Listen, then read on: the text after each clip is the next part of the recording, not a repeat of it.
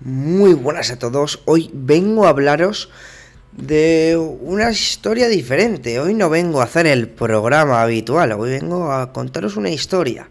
A contaros un reportaje el cual tenéis en mi LinkedIn, si me busquéis como Antonio Asensio Mínguez, o en Twitter, que lo he subido en un hilo a través de capturas de pantalla. Es una historia que me ha llevado mucho tiempo, han sido muchos meses, bastante trabajo, bastante fuentes consultadas y creo que al final ha quedado un resultado bastante bueno. La verdad es que he dudado de si realizarlo o no en modo podcast y también en modo vídeo. Espero no acabar arrepintiéndome, pero creo que es una de las mejores historias que os podría traer. También, y aunque vosotros, oyentes del podcast, no lo veáis, me quería presentar también para el canal de YouTube, que es una cosa que llevaba pensando mucho tiempo y que creo que con este fantástico reportaje podría empezar y arrancar un canal. Es por esto que me autodoy la enhorabuena al canal de YouTube en esta parabólica de Mestalla. Y aquí, para el podcast, es un episodio más. Historia fantástica, historia de un club de Austria, de un club de Viena, para el cual, y antes de empezar, os voy a dar un pequeñito contexto.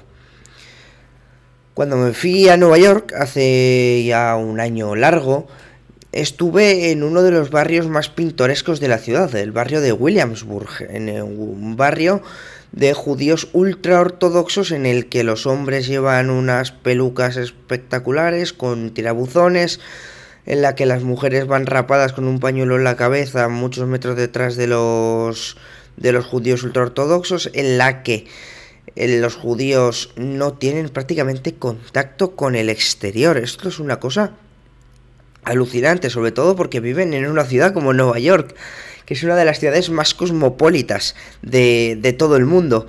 Es por ello también que, pues eso, lleva a que los visitantes de la ciudad pues visiten este barrio de Williamsburg.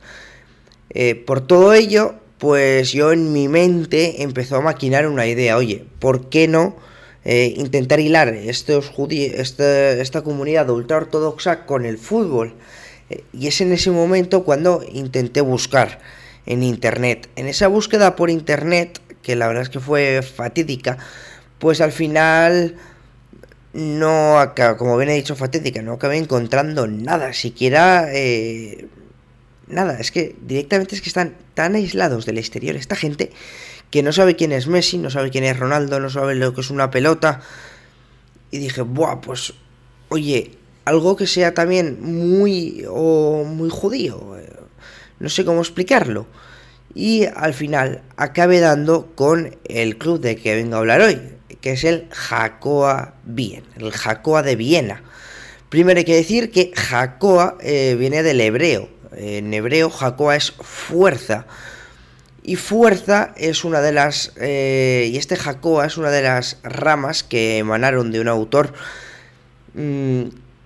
de aquellos años, del principio del siglo XX, por el que decía que el judaísmo no solo tenía que venir su fuerza por parte de la religión, sino también en la fuerza física. Es por eso que que se crea el Hakoah Wien. El Hakoah Wien, que no solo es un equipo de fútbol, sino que también engloba otras muchas disciplinas. Pero yo vengo a hablar sobre todo del Hakoah Wien. El Hakoah Wien es un club que fue predominante en Europa. Claro, no es un Feyenoord, no es un Ajax, no es un Real Madrid. Es un equipo que, sin darse tanto a conocer, pues sí que prevalió y sí que fue famoso en Europa, sobre todo en aquellos años antes de la Segunda Guerra Mundial. Unos años que, como bien sabréis, en Austria pues fueron bastante complicados, porque puestos en el contexto histórico, en periodo de entreguerras aumentaron ese antisemitismo, sobre todo por parte de Alemania, posteriormente y consecuencia de ello también se dio en Italia, y también remontándonos un poquito a años anteriores, hay que decir también que el judío pues nunca ha sido bien tratado en todas las tierras. En España, sin ir mucho más lejos, se les echó. Pues eso, al final, no es una raza, un grupo de gente con un ideario religioso que no ha sido bien tratado siempre por todo el mundo, pero que en el aspecto personal siempre han triunfado en aquello en lo que se han propuesto. Por ejemplo, en el tema económico, pues eran gente rica y gente que tuvieron que pelear muy duro para exterminar a buena parte de ellos en Alemania.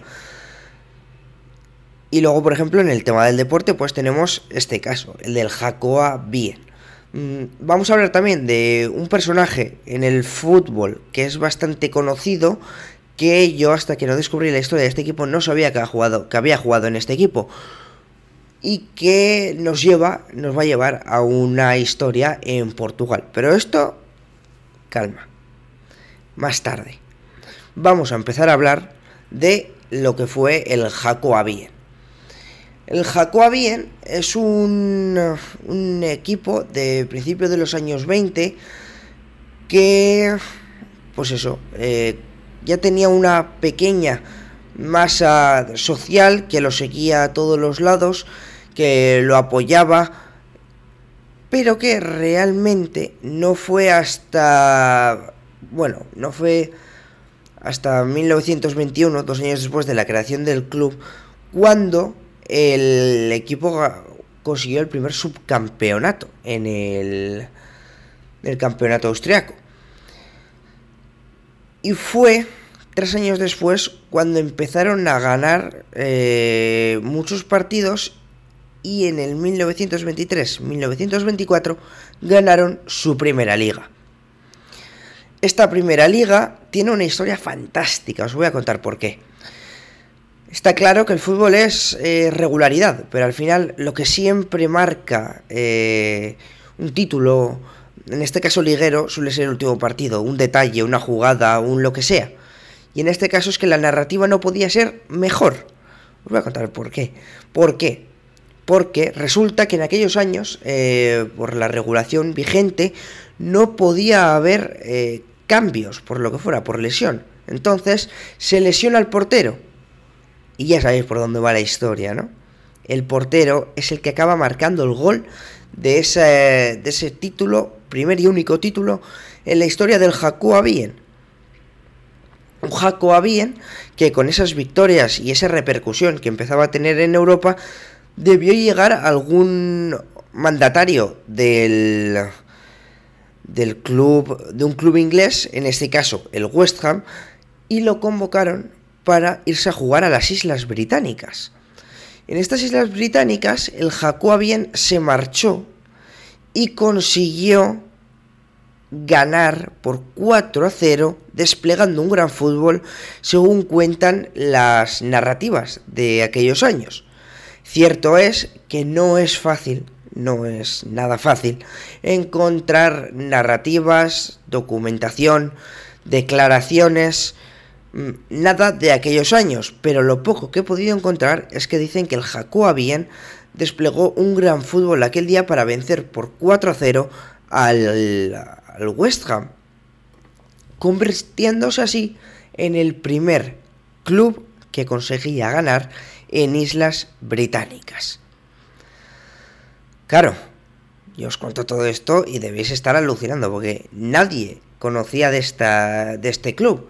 Y si sigues indagando un poquito más, te das cuenta que no solo triunfaron en las Islas Británicas, sino que también lo hicieron al otro lado del charco. Se fueron a tierras americanas, y en tierras americanas ya sabéis que el fútbol no es el deporte predominante. No descubro nada con esto. Pero ellos lo consiguieron.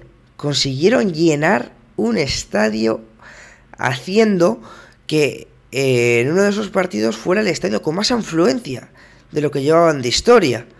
Y luego ese récord lo quitó nada más y nada menos que un tal llamado Pelé cuando se retiró con el New York Cosmos. Hasta entonces era el Hakoah Bien en uno de sus partidos el que había conseguido la mayor afluencia en un estadio de fútbol. Sí, señores. Estas son las historias de las que está cargado el mundo y de la que pues muy poca gente cuenta y que a mí me hace ilusión contar.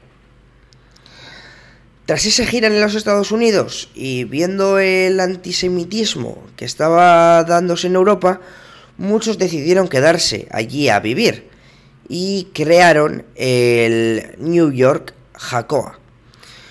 Otros, también dado el antisemitismo que estaba dándose en Europa, decidieron marcharse al mandato palestino, esa tierra que se supone que era la prometida por Dios.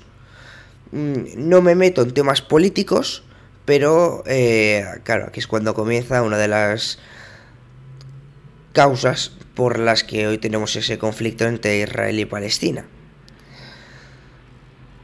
Volviendo al tema del Hakoah, cuando toca volver a competir en la liga austriaca, se han dado cuenta que han perdido muchos efectivos. Y es a partir de ese momento en el que comienza a decaer toda esa narrativa bonita que estamos contando hoy en día. Hasta que finalmente, en 1938, los alemanes decidieron que había que legalizar el club y expropiaron los terrenos en los cuales jugaban.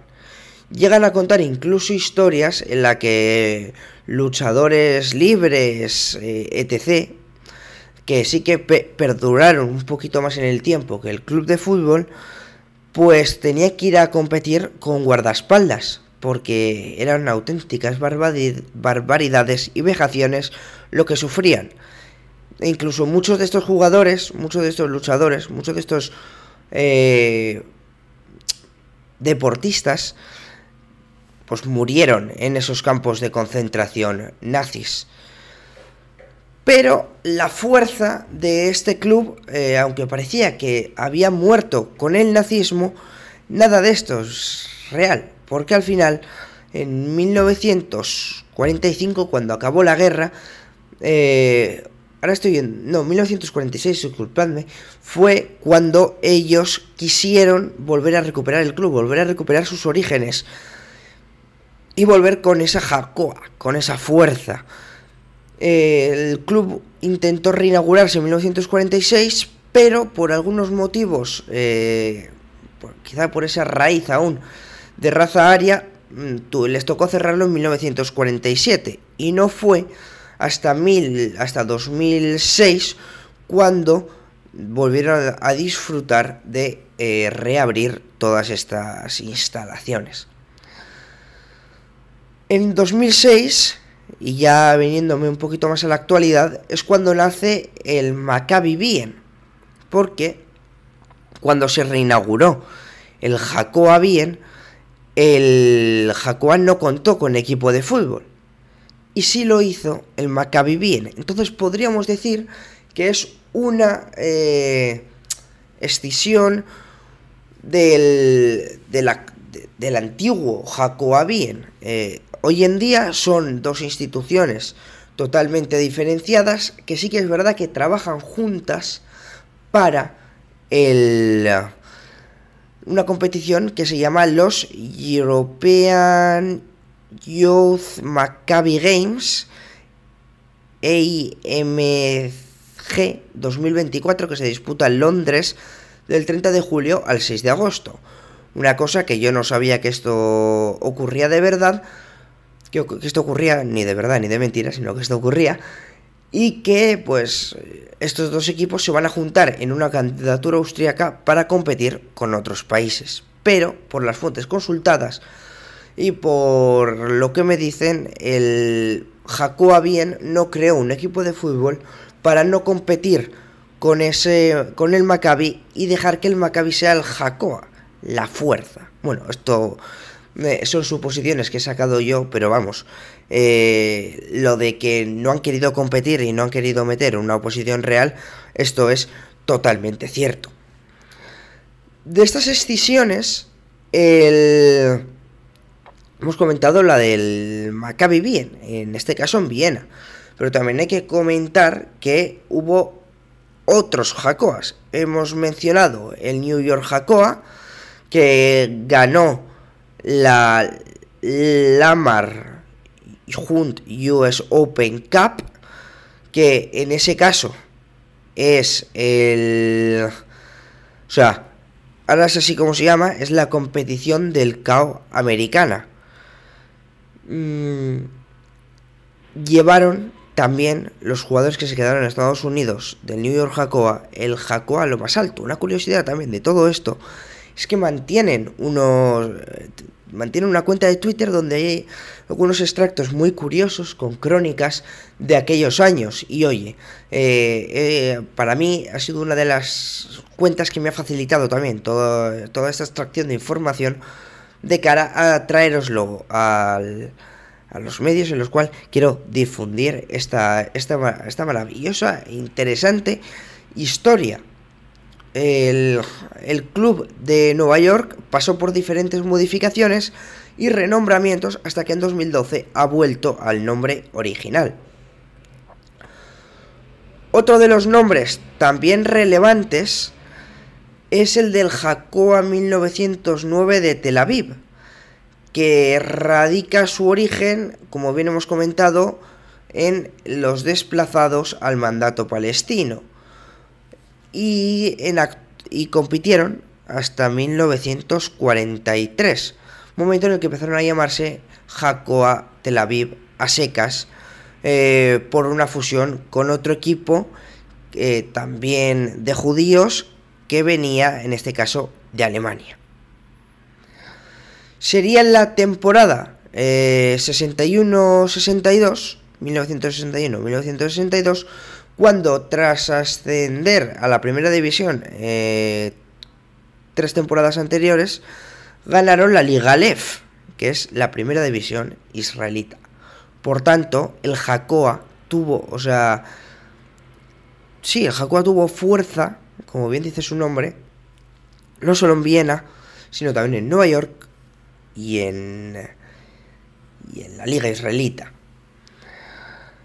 Este club actualmente pasa a llamarse Maccabi Ramat Gan, que se sitúa en la ciudad de Ramat Gan, y ya no es la ciudad de Tel Aviv, y que actualmente compite en la disciplina baloncestística. Con esto hemos acabado un poco la historia, escisiones, cómo está actualmente los clubes, y os voy a hablar un poco de las celebridades. Yo creo que la más importante es la de Bela Gutmann. Muchos diréis, ¿quién es Bela Gutmann? Si os digo que el Benfica lleva sin ganar, no sé si son 40 o 50 años, un trofeo europeo por una maldición, muchos diréis, ya sé por dónde van los tiros. Efectivamente, Bela Gutmann fue el personaje, o el entrenador efeméride del Benfica, que cuando lo tiraron echó una maldición hacia ellos y dijo: no volveréis a ganar un título europeo. Algunos dicen que esta maldición se ha roto ya con la consecución de la UEFA Youth League por parte del Benfica Junior, pero otros dicen que esta maldición sigue viva y que va a ser muy complicada de revocar. ¿Por qué? Porque llevan jugadas 5 o 6 finales y no han ganado ninguna. Bela Gutmann es un jugador húngaro que debutó en el MTK Hungría FC, que con sus novedosas técnicas, sobre todo en los entrenamientos, llevó a que se copiaran en la selección húngara. Una selección húngara que también tiene otra magnífica historia que alguna vez también traeremos al canal, por la que la selección fue una de las más fructíferas también en mundiales. De hecho, llegó a alcanzar una final de un mundial, perdiendo esta contra Alemania. Pues las técnicas que aplicaba Bela Gutmann jugador de renombre en el Hakoah Bien, la aplicaron también los magiares mágicos en la selección húngara, esa que les llevó, y en parte con la aportación táctica de Bela Gutmann, a triunfar en Europa. No solo tenemos el caso de Bela Gutmann, sino que también tenemos el caso de Rudy Nichols, que es un acrónimo porque realmente el nombre, a ver si me sale, es Rudolf Nicholsburger, centrocampista húngaro que debutó en el Ferencváros, que llegó a coincidir con Ferenc Puskás, y que también pasó por el Maccabi Brno, y luego ya, igual que Bela Gutmann, se acabaría retirando en el New York Hakoah. El último de los nombres es el de Henrik Schönfeldt, que nació en Cluj, antigua ciudad de Austria-Hungría, y falleció en Toronto. Pasó por clubes reconocidos en Europa, como por ejemplo el Inter de Milán o el Torino. Y con esto cierro el vídeo, cierro la historia, cierro el reportaje que tanto me ha gustado a mí realizar, porque es una cosa que ha sido muchos meses, duro trabajo. Aquí lo veis todo muy resumido. En el documento pues son 7 páginas con alguna fotografía, texto. Es un poquito más denso, esto queda mucho más resumido, y espero que os haya gustado. Si ha sido así, seguid atentos al canal de YouTube. Para los del podcast, nos escuchamos el jueves con el nuevo programa de Rusafa Radio. Espero que os haya gustado. Para los que me seguís a través de YouTube, recomendadme, porque ahora que empiezo, creo que la mejor forma de seguir todo esto es que me recomendéis.